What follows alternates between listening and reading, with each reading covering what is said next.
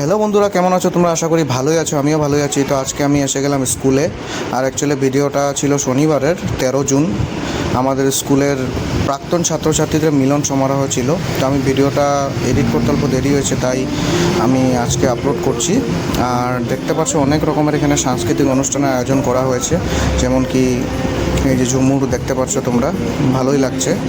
আরও অনেক কিছু করা হয়েছে, সব কটা ক্লিপ আমি নিতে পারিনি। তার মধ্যে ছিল এই ছোট ছোট বাচ্চা মেয়েদের, বোনদের আমাদের ধামাইল নাচ, বাঙালির সাংস্কৃতিক যেটা।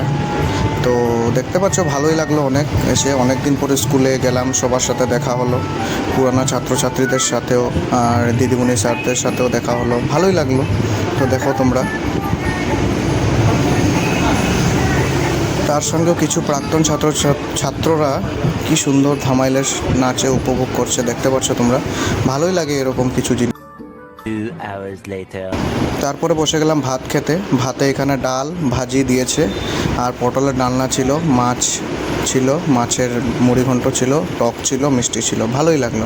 অবশেষে আমার বোনের সাথে একটা ফটো তুললাম, আর ভিডিওটা এখানেই এন্ড করলাম। ধন্যবাদ।